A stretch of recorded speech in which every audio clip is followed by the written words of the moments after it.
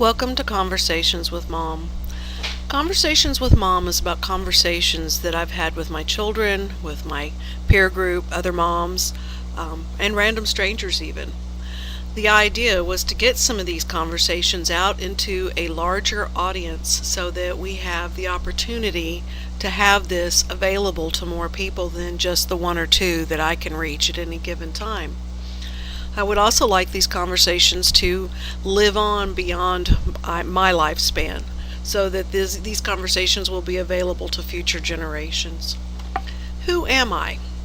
Well, I have had people in the 10 plus age range in my life almost my entire adult life.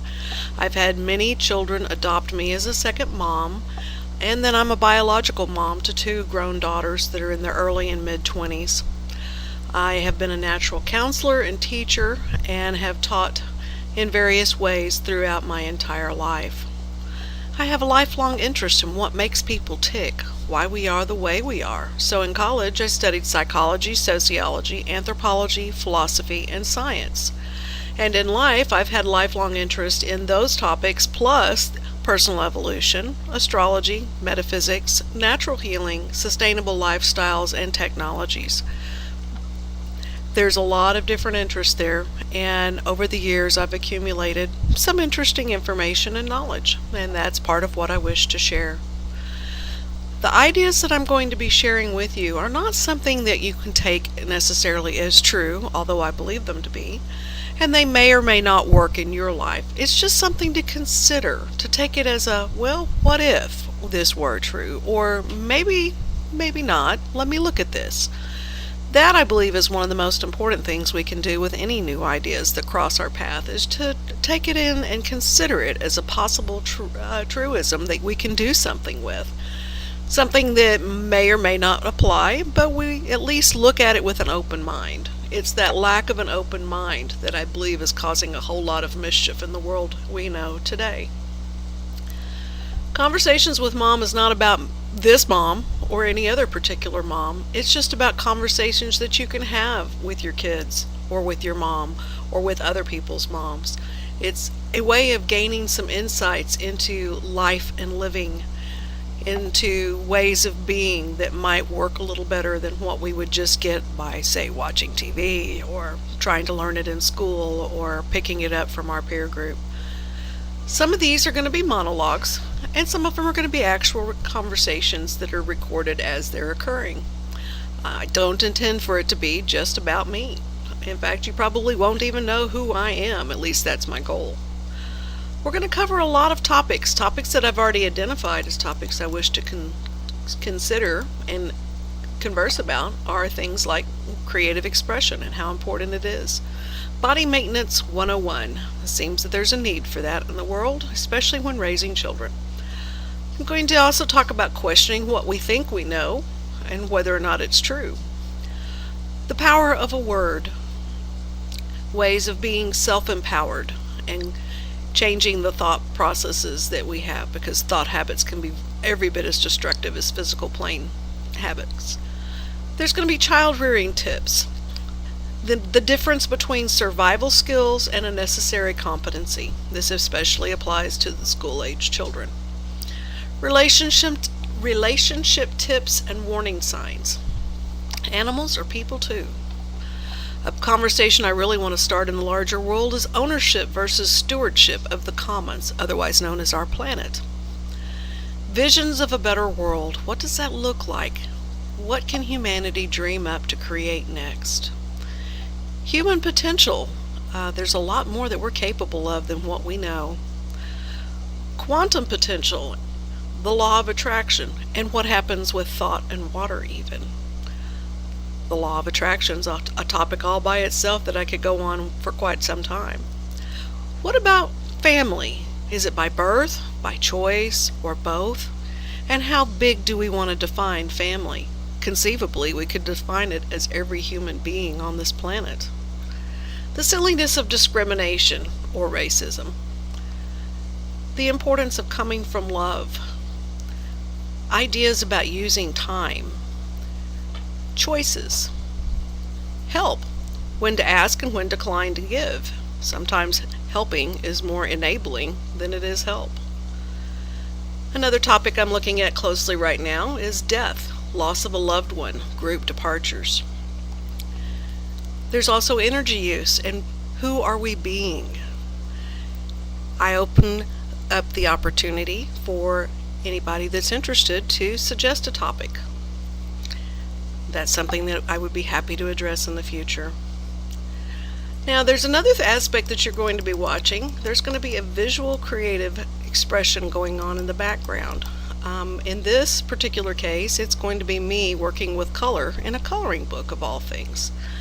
I find that working in a coloring book, you get the creative expression in the finished product, and it's a lot of fun watching the process unfold.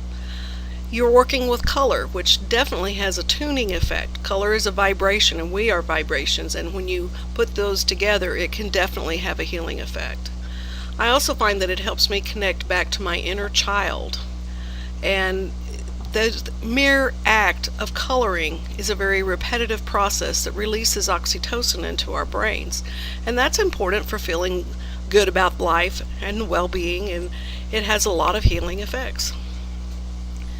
Many of our issues come from childhood, so gaining access to the inner child by means of a creative expression, I believe, is very beneficial, and it helps us work through our issues. And I find that coloring helps to reprogram some old dysfunctional programming or thoughts. So that's what you're going to be watching in the background, is some coloring going on as I talk, so it helps me focus as well.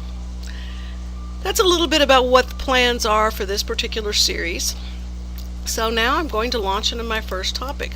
Interestingly enough, it's going to be creative expressions. I believe that humans have a need for some sort of creative expression to be in their life, to be complete and whole humans. Just doing our work and doing our daily life routines is not enough to give us that satisfaction and that feeling of accomplishment. So it's important to have some sort of creative expression in your life.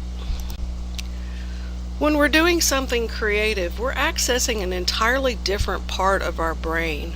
A lot of our society is focused around using the functions of one side of our brain, and that's the verbal side, the logical side, and it doesn't really have a whole lot to do with the other side of our brain, which is more creative and intuitive. It works from a knowingness, but it's not verbal, so it has a hard time expressing itself. That side of your brain is a really important side to access because there's so much contained in that side of the functioning. So it's really important to have some sort of creative expression. I find that it also helps me getting happy with the imperfections and inconsistencies that I'm going to encounter everywhere in life, because to do something creative is not about it being perfect. Perfection is not really achievable, but it's more about being happy with the imperfections, with hitting a point where you say, this is good, and you let it be. So it's important to have those inconsistencies because that's what makes art unique. If it were repeatable exactly, then it wouldn't be art. It would just be a reproduction, and that could be done by a machine. It also helps us connect back to our inner child and to our expressiveness. This is very beneficial and healing to do any kind of creative activity or what you could consider play. For instance, for those that like the tactile sensations, playing in earth or clay, like in sculpting or pottery making, is really important because you get that connection back to the earth, and that's important for those that need some extra grounding. Painting or coloring or doing things like that involves the use of color, and that has an effect on the brain as well. It could be something as simple as riding a bike, reading, writing, building something. All that really matters is that you're doing something creative with your life. You're not just existing. You're not spending your days going to work, coming home, cleaning the house, and then plopping down in front of the television for the night. Because there is very little creativity in that, and there is a very real risk of being bored out of your mind. A creative expression allows you to be doing something that feeds your soul, feeds your heart, expresses your emotions in ways that you wouldn't get through just the daily routine. And sometimes it's as important to not be doing something as it is to be doing. Our lives, I believe, are highly overscheduled, and we are way overdue for some downtime, some creative time, some time spent not doing. And that is a whole concept all itself. The idea of not doing being every bit as important as the doing. In our society, we are so focused on making full use of every possible moment. Many of us live tied to our calendars and our schedules, making sure that we accomplish what we need to accomplish when we need to accomplish it, and not even scheduling in time for just being, for just doing whatever that it is that shows up, for just resting and relaxing, for doing something creative. It's important to be living a balanced whole life. And our society, as we know it, is not something that encourages living a balanced life. It takes a lot of work to live that balanced life because there's so many other priorities that get in the way of us taking care of ourselves. Doing something creative gives you access to your intuitions, to a nonverbal knowingness. When I sit down to color a picture, I'm not really sure what that picture is going to look like at the end. I usually just have an image of this color needs to be there. And by the time I finish putting this color there, the next color shows up. And by the time that's complete, I have a very interesting picture that works out. It's kind of an expression of where my psyche is that day. Some of the pictures that go together really, really well, and if I'm really kind of out of sorts in some way, it's going to show up in the way the colors go together. At some point, I'll show you some previous works that I've done, and you'll be able to see what I mean about having the colors go together kind of oddly, or sometimes they're just really clear and beautiful. I feel it's important for us to get in touch with that nonverbal knowingness side of us, because that's where so much of who we really are lies.